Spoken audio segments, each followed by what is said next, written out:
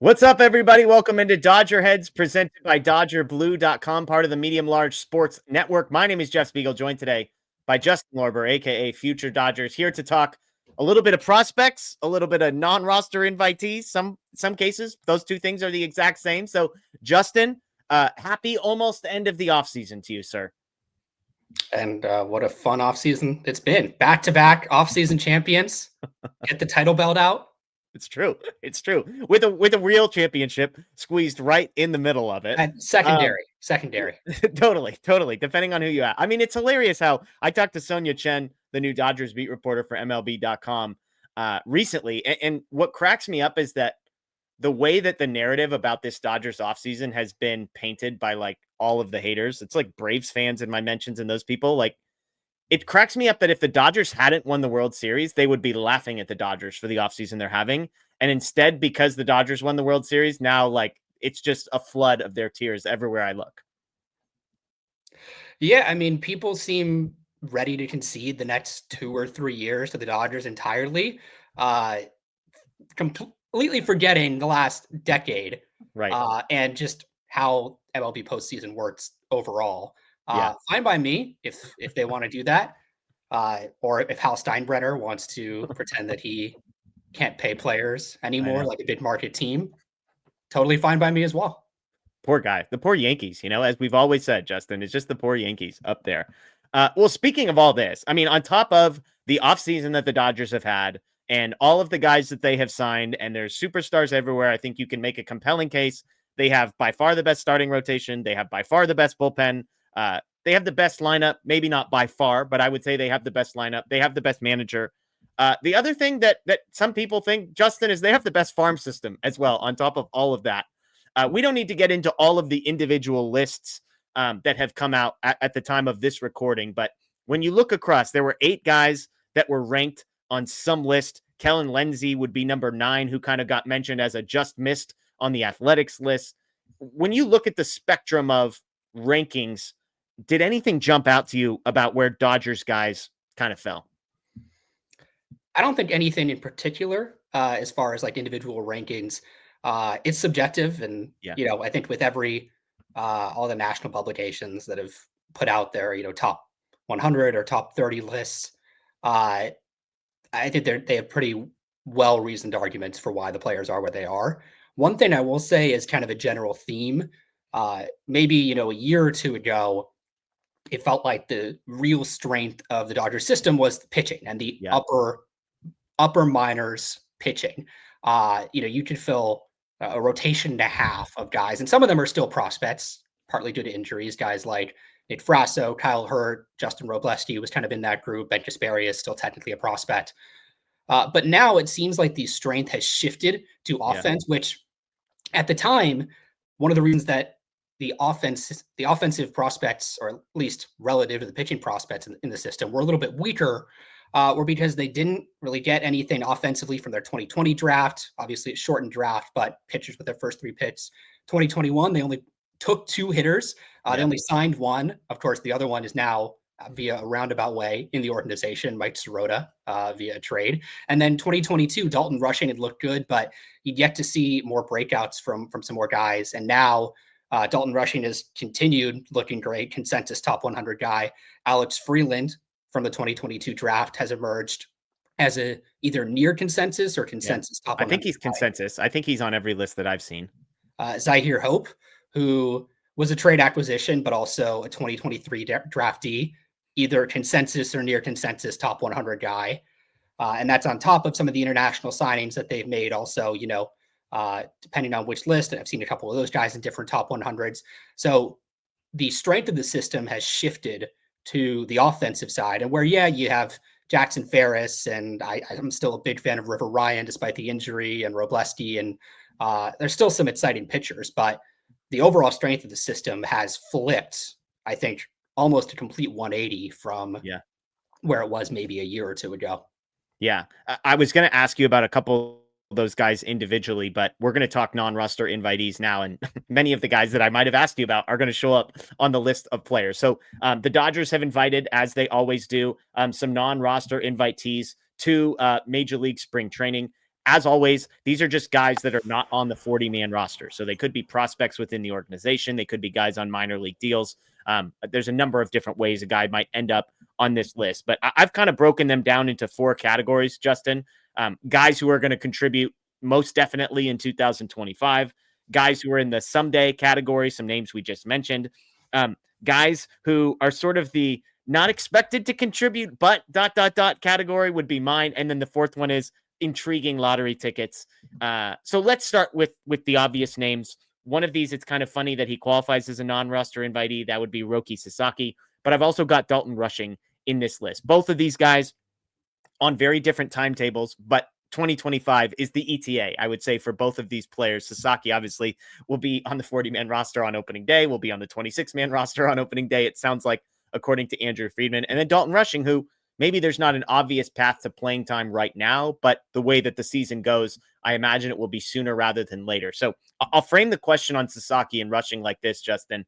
As pitchers and catchers begin to report in the next week and a half or so, what might you be looking for from these 2 guys in particular over the month and a half prior to opening day? Well, with Dalton Rushing, I think it's the obvious answer, and it's where does he play defensively? Yeah. Drafted as a catcher. He's played a little bit of first base last year, started playing him a little bit in left field as well. So if he comes out and in spring training, he's in left field 50+% of the time, or maybe just under, that tells me they're really prepping for his bat to force its way up to the majors. And look, I will go on record and say, I think by the end of the year next year, so September, getting ready for the playoffs, he will be maybe not an everyday starter, but a regular starter. Working in, whether it's, catcher, first base, left field. You don't know what's going to happen with injuries, but I think he works his way in some manner where he's on the major league roster and not just purely as a pinch hitter.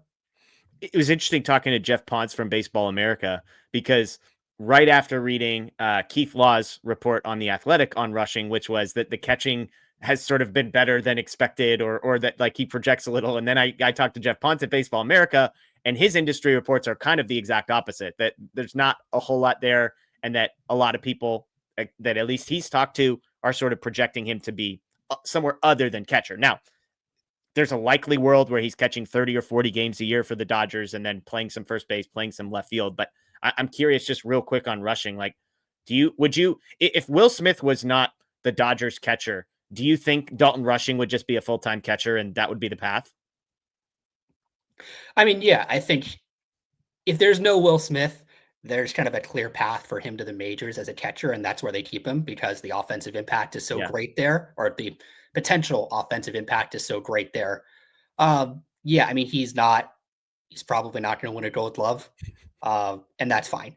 I know, like, there are some mixed reports about average, above average, passable.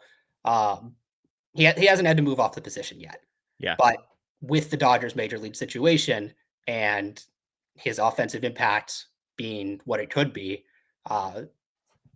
yeah, I think some of the ideal situation is, he plays a little bit of first base, plays, maybe is not quite like a traditional backup catcher, but he's filling in on Will Smith's off days, and then they're getting his bat in the lineup in other ways, whether it's left field or DH or Yeah.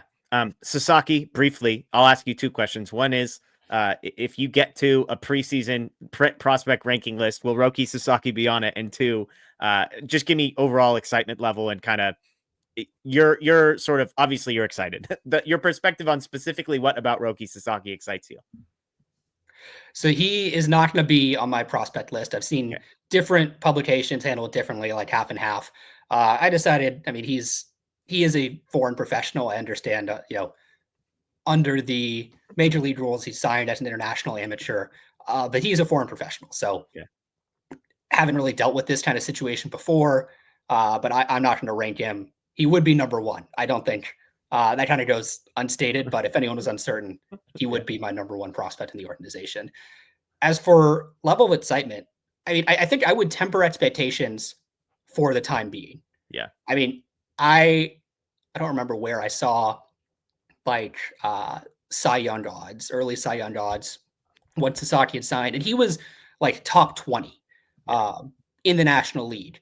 And the talent absolutely is there. I'm just not sure if that's the kind of impact he's going to make in year one. Yeah. Certainly could be like a Rookie of the Year, probably the overwhelming favorite right now for Rookie of the Year. But I don't know if he's going to be like an ace level performer in year one. Now, everyone knows about the potential. Like years 2, 3, 4, that's when you start thinking about a guy who can go out and win Cy Youngs, has the potential to go out and win Cy Youngs. But year one, I would try to temper expectations. He's 23. You know, he still has to make the adjustment. You know, coming over to the U.S. That every Japanese pitcher has to make.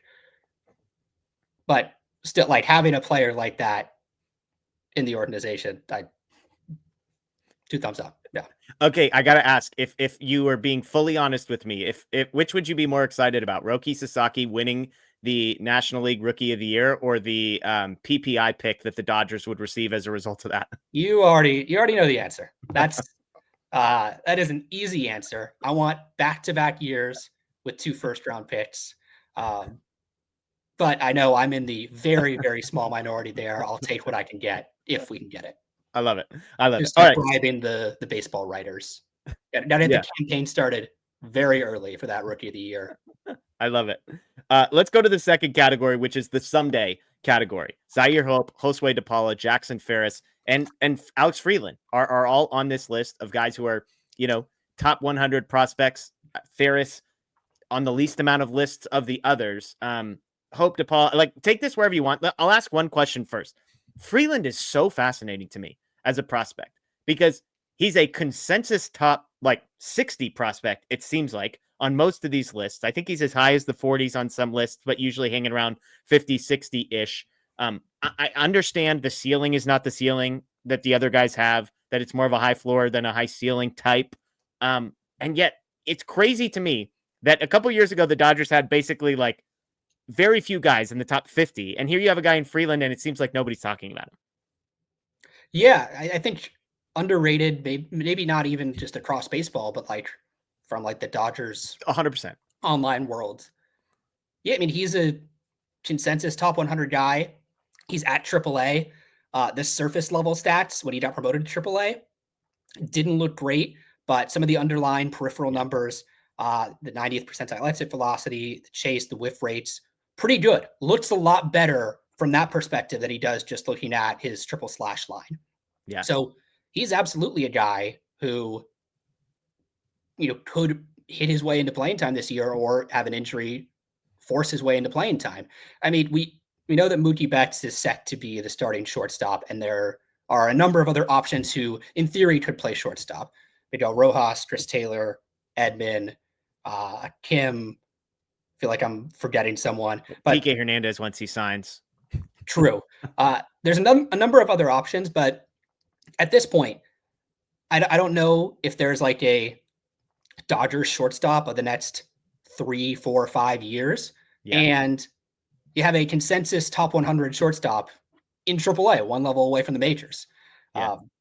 I've been a little surprised. Like maybe in other years, like you said, where there are less guys on these top 100 lists, less, you know, buzzier guys, he would get a little bit more love. But yeah, I'm excited to see what he can do. But he's another guy who could easily make a 2025 impact. You know, even if, you know, you're talking about later in the year in the postseason as like a pinch runner, he can steal a base or two. Yeah, and I've speculated on our show, like as close as he is, I wonder if because of where he stands as far as when he needs to be protected from the Rule 5 draft, if a guy like him just becomes the quote unquote casualty of the Dodgers aren't ever going to quote unquote need him to come up at any point this season. And so is it possible they just try and stash him at AAA for the entire year in order to save for an extra year of team control, etc. But otherwise, you know, I think he'd be on that first list. Zyhir Hope, Josue De Paula, Jackson Ferris, obviously lots of excitement about all of these guys. I'm curious for you, are there things when you're watching younger players at spring training, guys that, you know, in Hope and De Paula, 2 years away, probably, you know, Jackson Ferris, probably at least 1 year away. like, are there specific things you're trying to look for when you kind of watch these guys in spring games? I don't know. I mean, it's spring training. Fair. Everyone's still getting their feet under them. Pitchers, hitters. Like I think it's it's fun to watch these guys in a Dodgers uniform, sometimes in the same lineup as like actual major league players. Um, but I can't say that I like look at spring training too hard. I mean, there are there are things that you can notice like, oh, this guy added 15 pounds of muscle, Yeah. or hey, if you're in one of the stadiums with Statcast, this guy hit a ball 2 miles an hour harder than he did all of last year. Yeah. Those are things that are notable.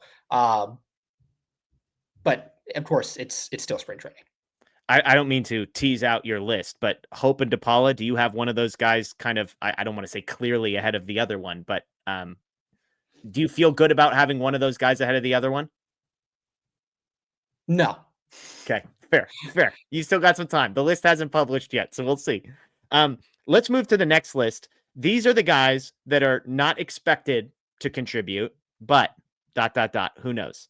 And another way to call this category would be the quad A guys, the guys who have been at AAA, have been in the system, who on 70% of teams around the league are probably on an opening day roster this year.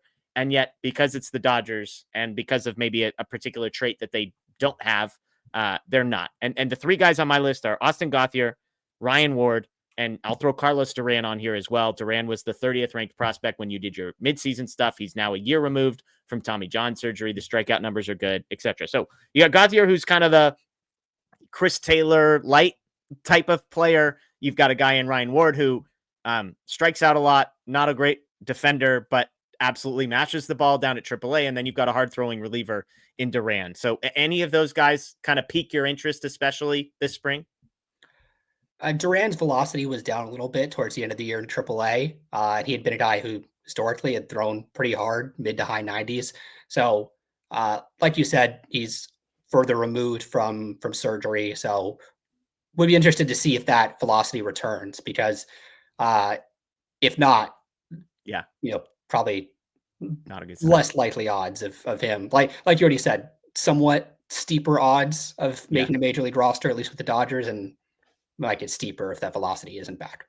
What about Ward and Gauthier? Either of those guys kind of guys that you really intrigue you, or do you feel like they're quad A guys that on another roster maybe, but not here?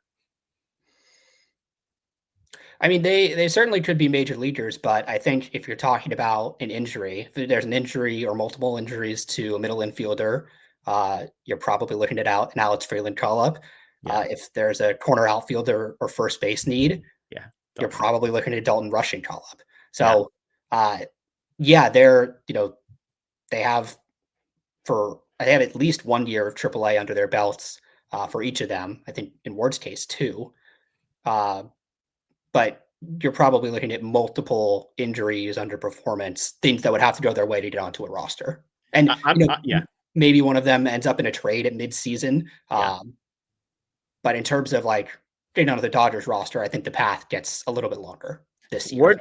Ward feels like one of those guys that like a month from now is going to have 8 home runs in spring training, and sort of people that aren't necessarily following kind of the trajectory of his career and maybe where the holes are in his game. He just feels like he could be the type that just has a massive spring and everybody like then it just sort of fades into nothing and he's back in Oklahoma City playing for the Comets and hitting 30 home runs, and that's kind of his future. So again, I feel for these guys being in the Dodgers organization because I think Ward, I keep saying it. I think he's a major leaguer in a lot of places, but unfortunately for him, or fortunately for him, I don't know. Maybe the Dodgers have developed him. Last category I have is kind of the lottery ticket that we've seen you before category.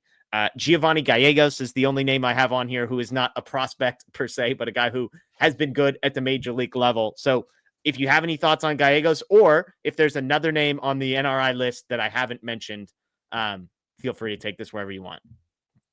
I don't think there's any other names. Gallegos, people probably remember him as a guy who was one of the better high leverage relievers in baseball for a few years, probably like a top 20 or 30 reliever in the game over a couple year stretch. He's a couple years removed from that stretch. I don't know. Relievers are fickle, volatile, and maybe there's something there. Yeah. Absolutely. Absolutely. All right. Well, that's Justin Lorber, aka Future Dodgers. You've hinted at a list. Are you giving yourself a deadline of when you're going to try and have that list published, or before opening day, maybe? Yeah, before opening day. Japan Is it series definitely opening day or domestic opening day? that's a good question. Second year in a row, we got to deal with this. Domestic opening day. Okay, there we go. There we go. You can check out all his stuff at futuredodgers.com. Again, social media at Future Dodgers as well. Justin, as always, we appreciate the time. Excited to have you back. Once the list publishes, we'll have you back on to talk about the Hope versus De Paula debate, and maybe where some of these other guys, that the Kellen Lindsay types who are sort of off the radar in some places, where they rank in your rankings. So thanks everybody for joining again. This is Dodger Heads presented by DodgerBlue.com. Please subscribe, ring the notification bell, check out the podcast, Apple, Spotify, and Google as well. Enjoy the rest of your day. As always, go Dodgers.